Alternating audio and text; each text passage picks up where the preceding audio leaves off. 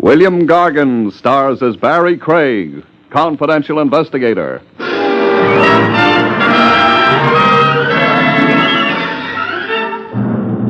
To ensure a longer life, folks, a gun in hand is worth two in the bush.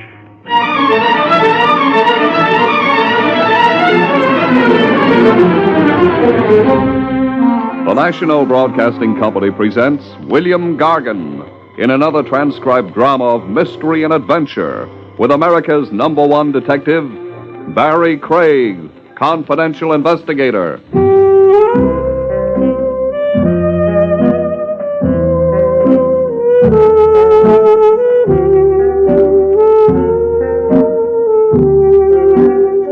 Barry Craig speaking. There's a popular notion people have about confidential operatives. Stop any guy in the street and ask him. The notion? Steam-heated love, or, as the French say, amour. My classification of workers always got a blonde on one arm, another blonde in his lap, and a third blonde in his eye, so people think. The truth, as a matter of fact, is people are so right. Textbook biology aside, the true reason for our howling success with the ladies is our fatherly appeal. It's women looking for the male protection they missed since the carefree days of the cradle. It's the unladylike search for the strong, dominating male who knows all the answers. It's also the classic feminine urge to pin horns on the masculine cranium. I won my horns by parking overtime outside Grand Central Station. I'd gone in to see if the mayor was making good on his promise to keep the trains running on time. I came out to find a summons tied to my windshield wiper. A green ticket. The $15 variety. Ouch. In my car, I found something more had been added to liven up my humdrum existence. A Cupid doll. Painted a rainbow pink with saucer eyes, and blowing so many scents over me, I got an immediate perfume jag. Isn't there some mistake? No. You, didn't mistake this for public hack? No. Then, I'm in the wrong car? Are you? I'll check. Well, keys fit the ignition. The car belongs to me. Oh, how wonderful. But you don't. How sad. Funny. Funny? I always wonder just how the future Mrs. Barry Craig would happen along. Run into me turning a corner? Or come to me with a letter of introduction from my Uncle Hess in Allentown? You're disappointed it's like this. I'm frightened. Frightened? My blood pressure. 10 more points and I'm flying with the angels. Oh, then you like me. We'll get married and have 6 kids. 7. 7's a lot of laundry. We'll live in the country. I'm allergic to marigolds. A picture wall looking out on green fields. Comes August, I sneeze and my eyes get red. We'll name the children Tommy. Not all 6 of them. 7. Oh, I did want one daughter. What will I call you when I'm hunting high and low for my cufflinks? Cerise. And when I want help with the supper dishes? Barry. And when we toast marshmallows and reminisce about how we first came to meet, what should I remember?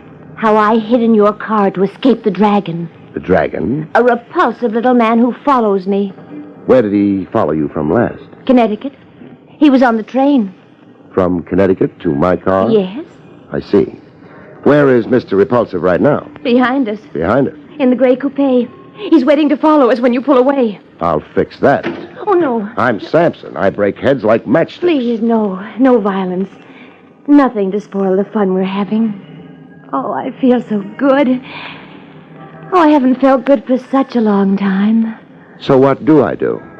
Just take me away. With a chaperone on our tail? You're capable and clever. Huh. I shake guys like salt out of a shaker. I knew you were equal to the dragon. For every block he hangs on over 10, you can paint a zebra stripe on me.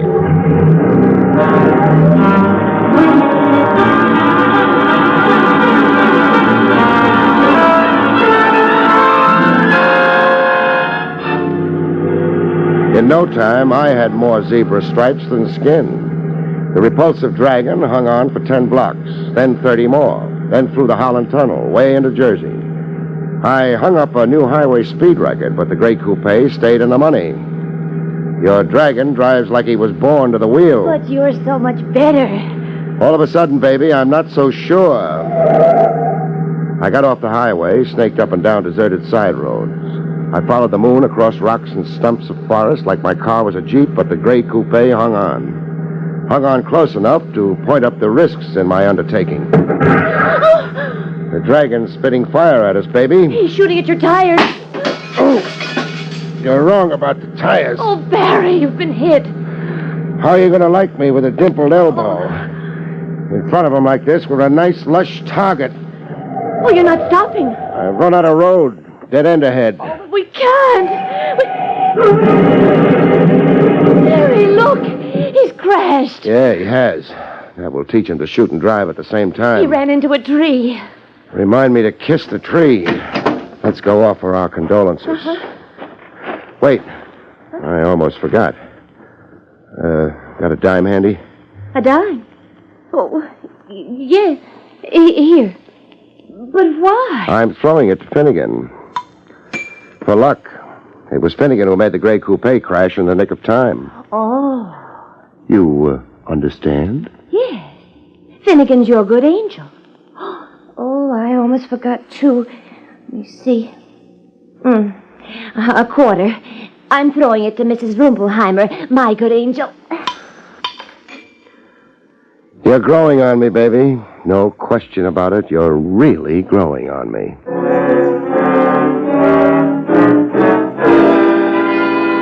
The gray coupe was telescoped like an accordion. Getting the unconscious dragon out of the wreck was like breaking into a sardine can with your fingernails. An owl kept applauding the show. A vest pocket dragon, small hands and dainty feet, and the emaciated look of a guy who went hungry Mondays, Wednesdays, and Fridays. How badly hurt is he? He could be worse. He could be dead. Contusions. When he comes to, he's going to hate that word. Your elbow. Only a nick that can wait. Buster here is really emergency. I've got to get him to a hospital. But... If he keeps bleeding, the dragon will change to a zombie right in front of us.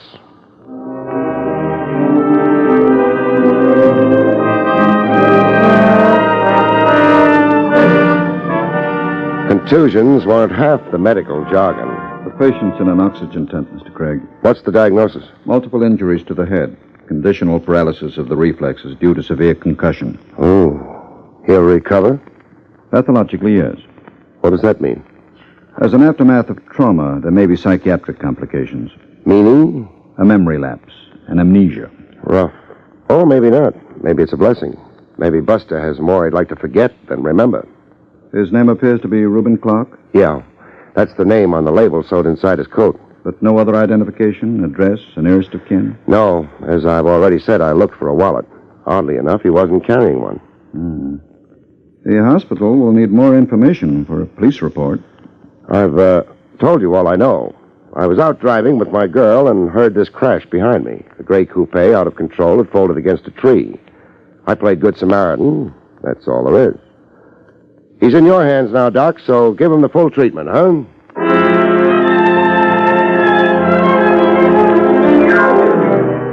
Get a perfume jag on and your brain takes to the hills. It happens to a bachelor pushing 40. That weak moment when single bliss suddenly has the feeling of solitary confinement. Oh, you were wonderful rescuing me. The congressional medal goes to that tree. Do what you did for me in blind faith. All through history, men have gone blind and boneheaded over a Cupid doll. Mark Antony, for instance. Baby, you kiss like you took a graduate course. No man has ever risked himself for me before. The men in your past must have been 80 and over. I've never before had a champion. Tie a blue ribbon around my neck and fit the dunce cap at a rakish angle. The dunce cap? Blind faith, you said. I could be promoting a horse laugh at myself. Oh, no. Then fill in a few reassuring facts. Facts? The delirious dragon I palmed off in a hospital, Reuben Clark, who is he? I'm not sure. Who do you think he is? I think a man in the hire of my guardian. And what's the problem with your guardian? I I don't think I want to talk about it. It's too late for reluctance, baby. I've taken too big a bite of your life. He's mistreated me, hurt me, kept me prisoner, confined me to my room, always under watch. Why? He wants to marry me. There was money, many valuable things left to both of us when my parents died. And Guardian wants all of it through marriage to you? Yes. But why run? Why not stand up to him, get to a lawyer, go to the police? I can't. He's clever, my guardian, devilishly clever and determined. You're in the land of the free. We pay judges to step on He worms. threatened to have me put away if I oppose him, if I keep refusing to marry him. What do you mean, put away? In a sanitarium. He's bribed people, old servants, even old friends to swear that I'm mentally irresponsible. Nice guy, your Guardian. Well, I have no way of fighting him fairly. You've got me. Oh, thank you so much, but I don't want to fight him. Procrastination, baby. I just want to hide and rest. Not think today and tomorrow. Just not think. I've been trapped in a nightmare, in a hideous nightmare. Sure you have. It's up to your ears. You want a breather. Nothing to fret over. Just pass the time. And have fun. Like the fun we were having. 6 kids. 7. During this breather, where do you want to be? Anywhere. Where only you can find me. Okay. I know a country shack owned by a friend of mine over at Scotch Plains. It won't be in use until May 1st, and I know where the key is. Oh, you're wonderful. You'll be the guest of a certain Lieutenant Trav Rogers, only he won't know it. It's Rogers' shack. I'll stock you up with groceries and look in now and then. I'll take you over to it. Just one more fact to file away. Who and where is your guardian? I'd rather not at present. No, you can trust me. My word on it. I won't make a move until you agree to it. My guardian is Jeffrey Foley. We live in Tuxedo Grove Heights, Connecticut.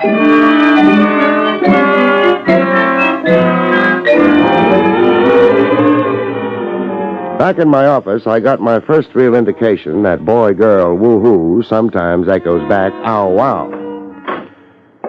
An uninvited caller.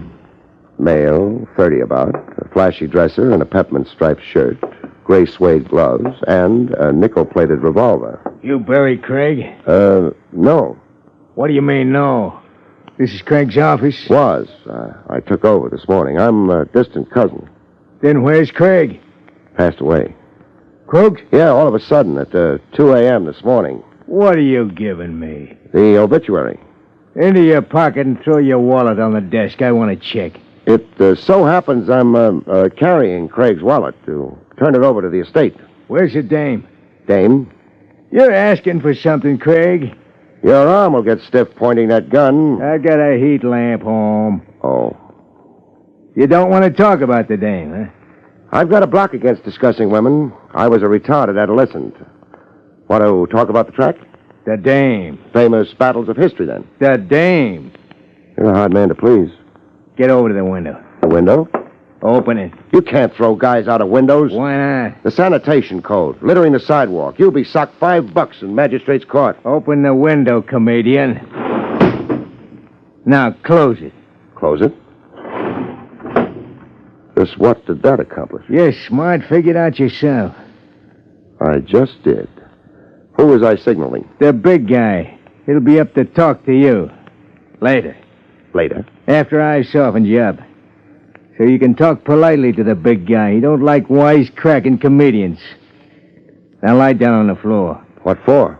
So I can get at your head. Standing up, I can't reach you. You are kind of short for a muscle man. Bending over the dice all the time I was a kid grew down instead of up. So lie down, Craig. Nice, huh? You can close the safety catch on your gun. I'll lie down nice. Now tell me a funny story. While I work.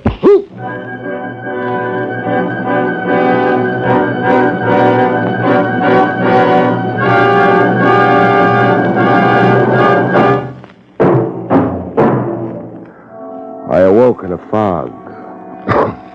A cigar fog. Clouds of strong tobacco blowing in my face. I found a face behind the cigar after a while. A moon face with a contented smile. Like men smile after dealing themselves a royal flush in spades. Hey, keep that stinkweed in my face and I'll be gassed to death. It's fine Cuban tobacco. But I'm no Cuban. Let's talk, Craig. Let's talk about the beating I survived. My deepest apologies. The dude is a continual embarrassment to me. The dude, huh? I've tried to teach him moderation and restraint. Turn him over to my teaching for 10 minutes. All right, I will. Joke. I don't know where I fit into your game. I'll tell you. Automobile license number BC-100, New York. Honorary plates issued to Barry Craig. So? Your automobile. I saw a certain young lady get into it yesterday. It pulled away, unfortunately, before I could formulate strategy. In pursuit, I lost the car in traffic. So? This morning, I identified you as the owner of the car. Where's the girl, Craig? I don't know. She thanked me for the lift and got off at Battery Place. I don't think so. You'll have to take my word on it. Temporarily, perhaps. I'm fairly resourceful at proving liars to be liars. The dude's arm-weary right now. I'm also a vindictive man when lied to. My one great failing. Who hasn't got one flaw in his character? You're, a practical man, Craig. Is that a cash bribe developing? A modest gesture of goodwill. $1,000? Keep your money in your pocket. You're not tempted? Only curious. What makes the girl worth $1,000 on the hoof? That doesn't concern you. It had better not concern you. You're a fool, Craig. Lochinvar riding for a fall. Who's Lochinvar? You're championing a girl you know nothing about. Whatever she told you, Craig, you can be sure it's pure invention. I'm only sure you're after her, and you ring counterfeit. Craig, I warn you. And that stooge in a peppermint shirt you use for a calling card. You don't really think you can whistle me over to your side? All right. Hide the girl, play the hero, and the idiot. There's a keg of dynamite under you, Craig. Oh, if only you could free your eyes of stardust.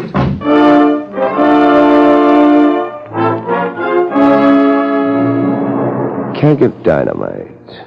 The phrase kept repeating in my head until it gave me the willies. How much of the truth had Cupid told me? I began to wonder.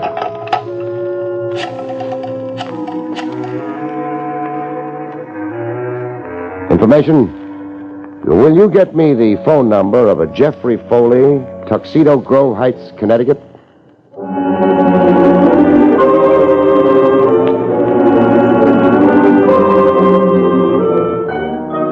Later in the afternoon, I went calling on Love. Lochinvar's here, baby. Barry. With a sack full of groceries.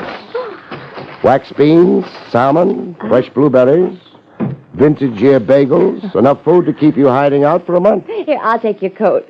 Take my hat first, huh? The dunce cap. Dunce cap. I hate myself in it. Take it off me, baby. Barry, what's happened? I tried to telephone that wicked old guardian of yours. You tried to. Jeffrey Foley of Tuxedo Grove Heights, Connecticut. There's no Tuxedo Grove Heights anywhere on the map of Connecticut. I lied. Tell me something I don't know. But only about the address. What's the real address? Cranberry Hills, Pennsylvania.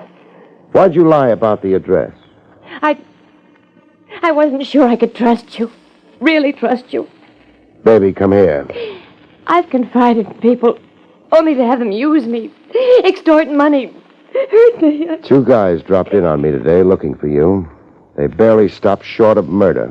Barry. I came out here by way of Planet X to shake them. You must be quite a prize to rate 2 homicidal retrievers like my morning callers. $1 million, Barry. The estate my guardian is trying to steal. It's worth $1 million. $1 million? I knew that love, when it came, would be nothing trivial, but I never dreamed it would have a Dun & Bradstreet rating.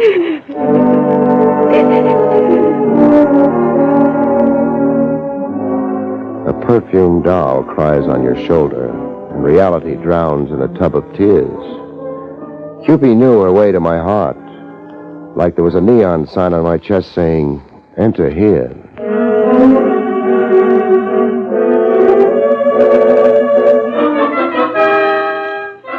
When love let go of my throat long enough, I took a half-hearted whack at confidential investigating. I did some more sneak checking on Cupid. The repulsive dragon, Reuben Clark. I wanted his version of events. Patient has shown extraordinary improvement, Mr. Craig. Is he conscious, Doc? Yes. I want to talk to him. I don't think... Don't think. The first story I told you, I thinned it down a little. The fact is this. Police badge. Uh-huh. But, Don't pump me, Doc. I'm engaged in Operation Top Secret. I can't give out facts until I've wrapped up the case. Of course. Which door do we go through?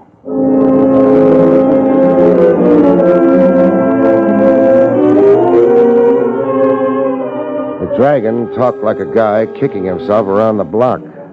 I first saw the girl on the train. Cerise Foley. I never knew her name. Oh, no. Look, let me tell it my own way. All right, tell it. Well, it was in the club car. She sat across the aisle from me, looking peculiar. Looking peculiar. A little loony, humming little ditties, then winking over to me, then laughing to herself. Are we talking about the same girl? Look, I'm talking about the chick you made me chase all over Jersey. Keep talking. Well, the way it was, I figured an easy pickup. You're trying awfully hard for a bust on the snoot. You asked me to tell you, and I'm telling you. Okay, tell me. Well, I'm a guy like any other guy. Good looker like this chick wants to be sociable, so I... Stop embroidering it, Buster. What'd you do, marry her or something?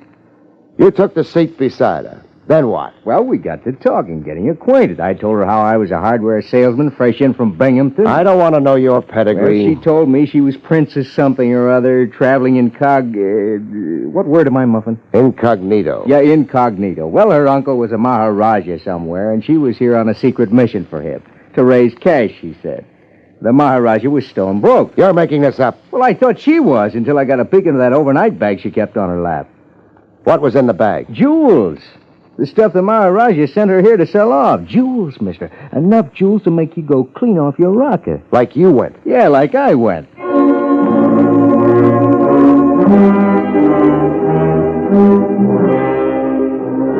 Cupid confirmed the fact of the jewels. Yes, Barry. I have jewels. Many, many jewels. Bracelets, brooches, rings. Oh, right here in my overnight bag. See? They're real? Why, yes, of course. Where did you get them? I asked, where did you get them? You're hurting me, Barry. No phony stories about a guardian or a Maharaja. I want the truth. I stole them. Who from? Jeffrey Foley. Of Cranberry Hills, Pennsylvania? No. Oh, he really lives in Meadow Farms, New York. I worked for Mr. Foley as an upstairs girl. You were Foley's maid? Yes. He was a brute. And Mrs. Foley, too. They mistreated me, humiliated me. So you made off with a fortune in jewels? Yes. Baby, put your hands out nice and straight. Put my hands out. I'm handcuffing you and tying you up so you stay put in my absence. Where are you going? Away from that sweet, sappy, daffy kisser of yours so I can think. Grand larceny, baby, with yours truly accessory after the fact.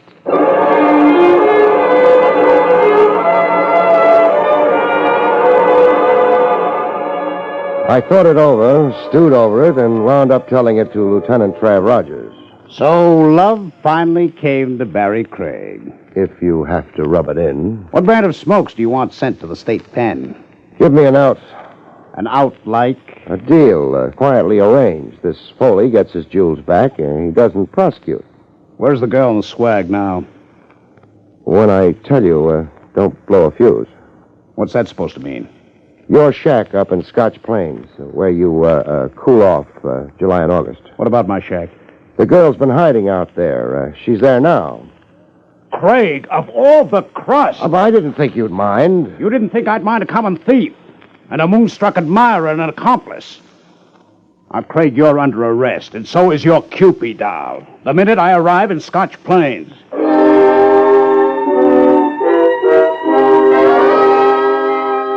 But it didn't end like that. As it turned out, after some nice police handling, I had a couple of new wallops, a couple of new surprises in store. The first surprise was handed me by a solemn-faced fellow wearing a white coat and a white beard, a doctor. I'd been brought to a place called Hopewell Rest, a sanitarium, by Trav Rogers. This is Dr. Kempner, a psychiatrist. Doctor, tell it to Craig. Yes.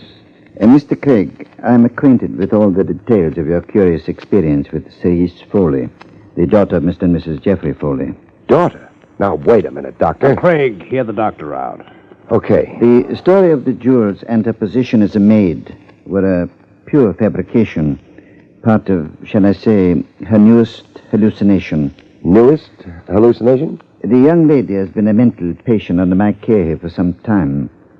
She hallucinates many, many things. The jewels belong to her father. She merely appropriated them in this latest escapade. Two guys who worked over me. Who were they? I'll answer that. They were private detectives hired by the father to recover the jewels and his daughter without publicity. They play rough for private detectives.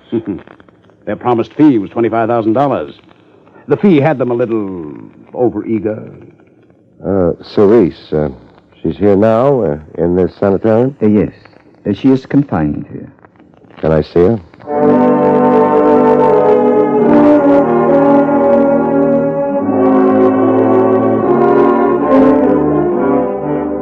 Surprise number 2 added some gray hairs to the few I already had. I watched the doctor walk Cupid doll toward me. Hello, baby. The doc tells me you'll do okay, and I'm rooting for you. Who is this man, Doctor? I watched her stare at me blankly, stare through me, then walk away. You see, Mr. Craig? She looked right through me, as if she didn't know me. She does not know you. That is another symptom in her hallucinations. An element of amnesia, shall we say. She forgets the escapade and her companion in it totally. You mean she'll never remember me? Never know me? I mean, you must forget her. You were her good friend for a day. And now, it is another day. You'll get over her, Craig. It'll hurt a while, but you'll get over her. Yeah, I'll get over her. That crack you made, Trav, what was it again? Oh, yeah. Love comes to Barry Craig. Good night, folks. See you next week.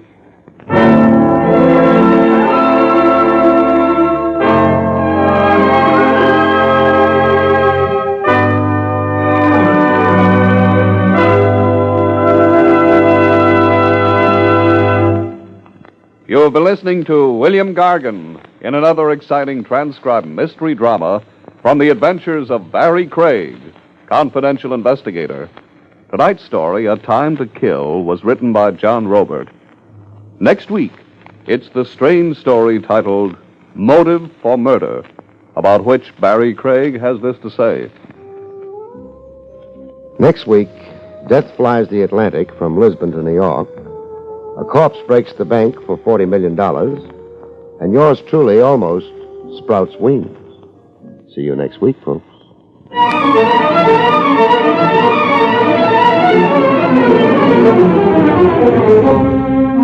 Featured in the role of Cerise was Arlene Blackburn. Barry Craig, starring William Gargan, was under the direction of Hyman Brown. This is Don Pardo speaking.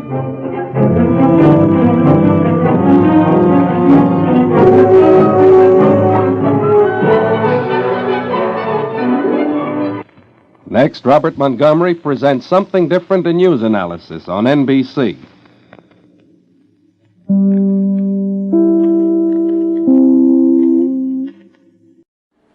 Would you like a shout out? Leave a comment in the section below. Tell me who you want to shout out to, who you want to shout out from, and we'll get it up here for you. Hey, we want to say thanks for tuning in. Please like and subscribe so you don't miss any. You got a lot more of these up there. Go check them out under the playlist.